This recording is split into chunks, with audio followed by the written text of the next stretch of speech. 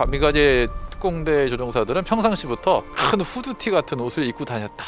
굉장히 악마 같은 그런 모습이었다. 이 가미가제 비슷한 류의 자살 특공이 굉장히 많이 나왔습니다. 인간 어뢰라고 해서 사람이 어뢰에 탑승해서 공격을 하는 가이텐이라든지,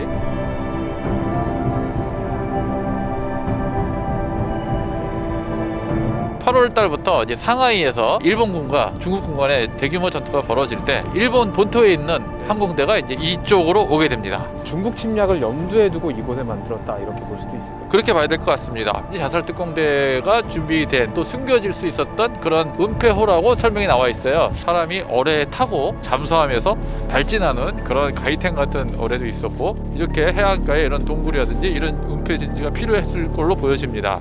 알트르 비행장까지 드디어 도착을 했습니다. 일제시대 때 만들어진 비행장이기도 하지만 6.25 때는 한국 공군이 여기서 훈련도 했던 역사가 있던 비행장이라고 합니다. 날씨도 좋은데 마치 모든 게 참 잘 보일 것 같습니다. 아주 경락고도 한번 보고 이렇게 시작을 하는 게 좋을 것 같습니다. 그러면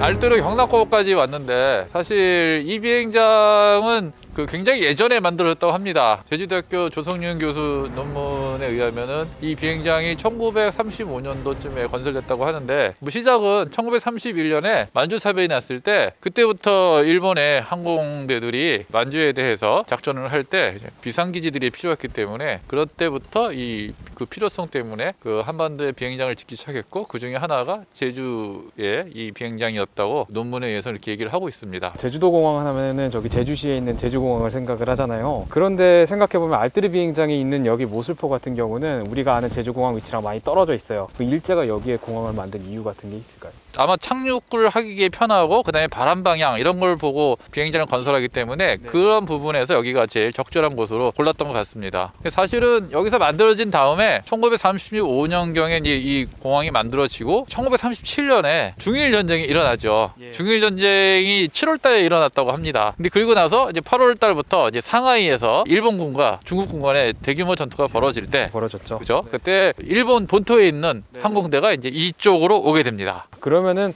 중국 침략을 염두에 두고 이곳을 만들었다, 이렇게 볼 수도 있을까요? 그렇게 봐야 될 것 같습니다. 왜냐하면 이미 만주사변 때부터 비상 착륙기지 만들어진 거고, 그 이후부터 계속 중국군은 중국과 일본 간의 그 충돌도 있었고, 일본의 군부는 계속해서 만주로 팽창하려는 의지가 있었기 때문에 그런 의미에서 왔던 것 같고요. 1937년에 여기서 제주도에서 출격한 일본의 폭격기가 상하이를 폭격을 하는데, 일본 입장에서는 상당히 바다를 건너가서 긴 거리를 건너간 비행이었고요. 그 당시 일본 신문에서 도양 폭격이라고 크게 선전할 정도로. 도양 폭격이라는 단어가 되게 궁금한데, 그러니까 너물도의 바다양 해가지고 도양인가요? 네, 그렇습니다. 일본식 어떤 그 한자 표현이기도 한데, 언론에다가 이제 보통 표제어를 쓰듯이 그런 식으로 표제를 땄던 것 같습니다. 도양 폭격해서 거기에 대한 그림도 있었고, 기사에서 굉장히 크게 키워서 일본이 처음으로 어떤 바다를 건너서 대륙으로 공격한다, 상당히 침략주의적인 그런 모습이지만 자기들 나름대로는 자존심을 올려주려는 그런 표현을 썼던 것 같습니다. 굉장히 여기서 추격한 비행대에 대한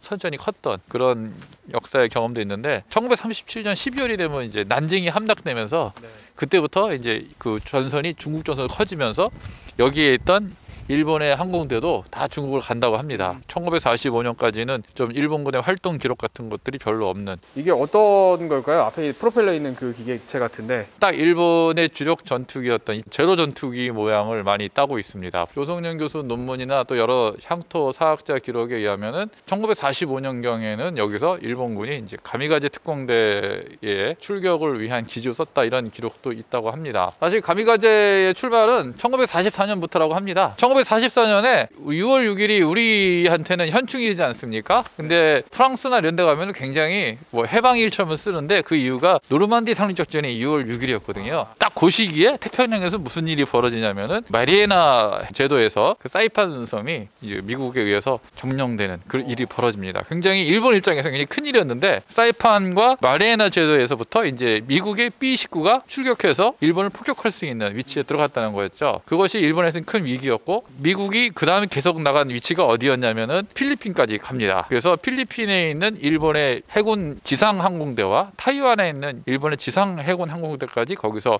크게 피해를 보고, 그러니까 1944년 10월쯤 됐을 때는 일본 입장에서는 미국의 상륙전단과 싸울 수 있는 항공기 세력이 굉장히 약화된 상태였기 때문에 그때 가미카제라고 하는 아이디어가 등장을 합니다. 당시 일본군의 해군 중장이었던 오니시 다키치라는 사람이, 야, 이렇게 전투 속에서 조종사를 많이 잃을 바에야 차라리 적의 함정을 확실하게 격파하면서 이렇게 조종사로 생명을 잃는 게 낫지 않겠느냐. 그래서 그야말로 조종사들이 어떤 전투에 나가서 적의 전투기와 싸운다거나 이런 개념이 아니라 제로기 전투기 밑에다가 250kg 폭탄을 그대로 장착을 하고 오로지 그대로 적함을 향해서 조종을 해서 충돌하게 되는 그러한 아이디어를 만들게 됩니다. 들리는 얘기로는 연료도 가는 연료만 갖고 가고, 조종사 같은 경우도 진짜 뭐랄까 정신적으로 세뇌가 된 그런 요원들을 배치해가지고 투항하지 못하게끔 했다는 얘기 들은 것 같은데, 실제로 그러면은 가미카제로 그렇게 출격한 조종사가 이렇게 투항을 한다든지 아니면은 뭐 전장에서 이탈을 한다든지 뭐 그럴 수 있는 방법 같은 건 없었던 거?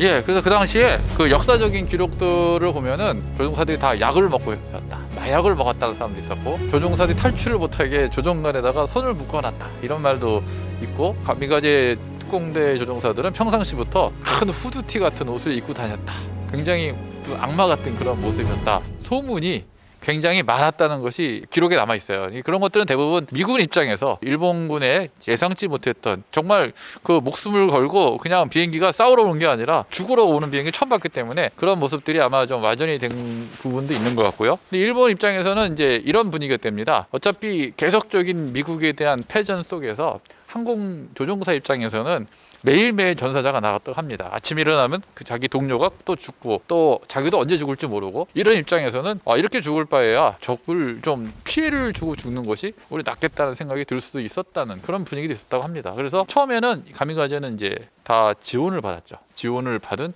가미카제 조종사들이 처음 출동을 한 거고, 단지 그 지휘관이었던 세키 육교라는 대위는 추천이 아니라 이제 거기서 지명을 받았어요. 넌 지휘를 해라. 그리고 그러나 그 밑에 부하들은 전부 다 추천 지원자였고요. 이 사람들이 임무는 그 비행기가 떠서 상륙해오는 미국의 함정을 찾아서 거기서 이제 자폭을 하는 거였죠. 근데 이 넓은 바다에서 미국의 배를 찾는 것이 쉽지 않았죠. 그래서 추격한 날 못 찾고, 그걸 못 찾게 다시 돌아옵니다. 돌아오고 그 다음날 다시 또 죽음을 위한 비행을 또 해야 되는 거죠. 이런 식으로 계속 죽을 때까지 비행을 해야 되는 것이 이 가미카제 중에서의 운명이었는데, 이 가미카제에 대해서는 일본 내에서도 비판은 많았습니다. 이렇게 가미카제 같은 식의 전법이라면은 살아서 돌아올 확률이 하나도 없는 건데, 이런 전법을 만든다는 것은 일본에서 더 이상 작전이 필요 없고 전략이 필요 없는 상황이 된 거다. 전략도 못하니 대번역 작전 참모부터 먼저 나가는 게 어떻겠느냐, 뭐 이런 비아냥스러운 말도 있었고, 또 아무리 그 가미카제가 지원이라고 하더라도 지원자 입장에서는 자기는 지원을 하지 않는데 옆에서 다 지원하는 상황, 이런 것들이 정신적 압박으로 갔고,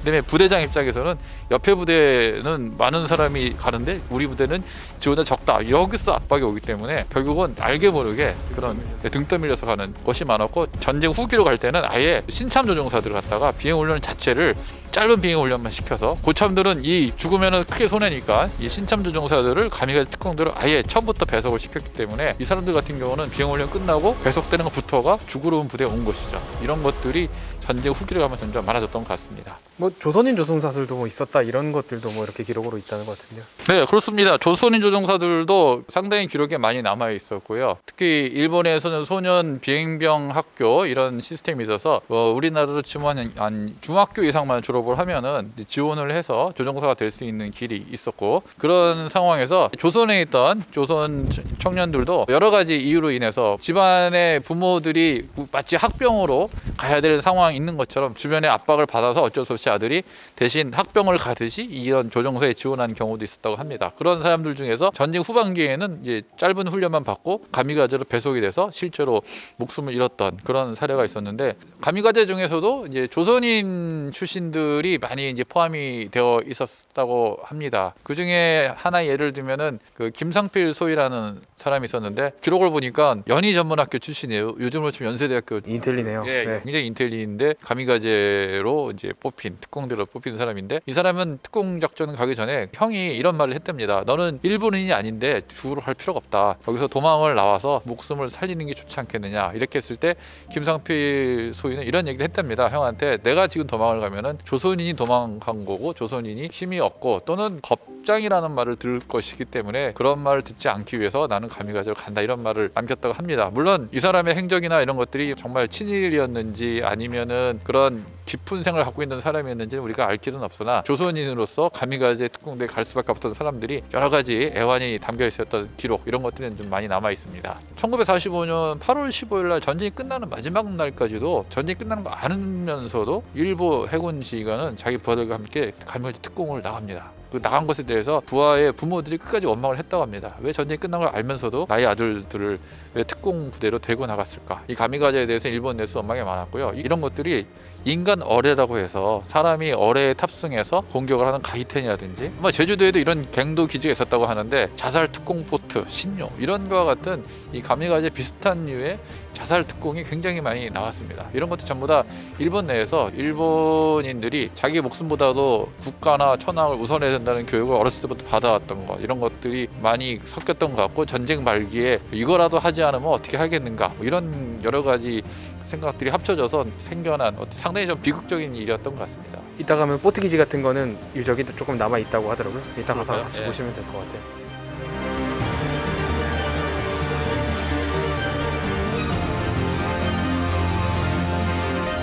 네, 이번에는 해안동굴 앞에 왔습니다. 지금 우리 봤던 알뜨르 비행장에서 한 2km도 안 떨어지는 곳에 있는 해안동굴이고요. 여기 보면은 여기 우리 많이 가는 저기 송악산인데 여기 자연관광 예쁘기로 유명하잖아요. 여기 구멍이 뻥 뚫려 있는데 이게 자연 동굴인가요? 아마 이쪽으로 들어오는 이제 상륙단단이나 이런 데 대한 그 방어책으로서 여기 설명에 하면 자살특공 보트라든지 자살특공대가 준비된 또 숨겨질 수 있었던 그런 그 은폐호라고 설명이 나와 있어요. 그런 의미에 봤을 때는 이 해안으로부터 공격해 들어오는 상륙군에 대해서 공격할 수 있는 그런 특공대인데 우리가 아까 가미가제 그 비행기 특공대에 대한 얘기를 했는데 해상이나 수중으로도 일본이 많은 특공 작전을 했던 그런 노력이 있었습니다. 그래서 인간 어뢰처럼 사람이 어뢰에 타고 잠수하면서 발진하는 그런 가이텐 같은 어뢰도 있었고 이런 것을 쓰기 위해서는 이렇게 해안가에 이런 동굴이라든지 이런 은폐 진지가 필요했을 걸로 보여집니다.